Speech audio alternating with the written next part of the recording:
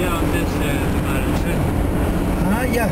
Pero también lo hicieron en tren. No, Solo desde hasta ahí. Estadio. Ah, retornaron de Alauce a Riobamba. ¿Cuánto cuesta el tren de Alauce a Riobamba? 350. El tren, pero. Oleme 4800 meetri kõrgusel Chimborazo vulkaanil. Siin on päris raske hingata. Hapnikku on vähe. Hapnik on organismi kütus.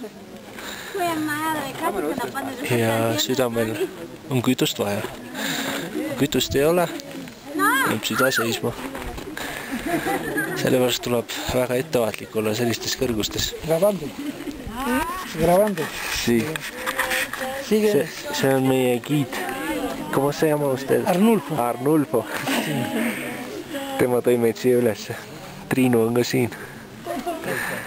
See on esimene baaslaager mäetipu jõudmiseks. Me päris mäetipu ei lähe, aga kui jaksame, siis sinna teise baaslaagrisse, mis on siin umbes. Sinna jõudmiseks kulub umbes tund aega, kuigi see on umbes ainult võib-olla kilomeetri kaugusel või vähem. Kõrguste vahe on umbes 200 meetrit. Vaatame, kas jõuab sinna. Tuleb hästi rahulikult võtta, süda puperdab. Pea käib ringi. Arnulfo vaatab ka kaamerat. Päris paljud külalised on siin oma elu jätnud, olemata piisavalt ettevaatlikud.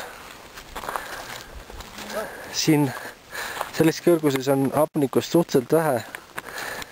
Hapniku tavatasemest alles jäänud. Tuleb väga ettevaatlikult minna.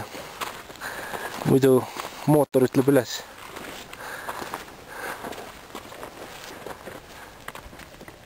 Chimborazo.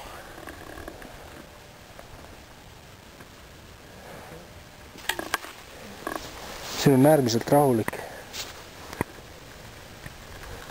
Ainult oja ulinat on kuulda.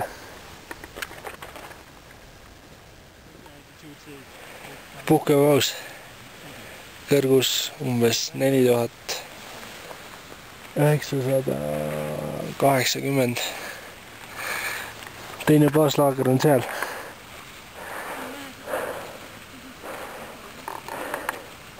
Teisest baaslaagrist edasi ilma erivarustuse, ettevalmistuse ja planeerimiseta ei saa minna.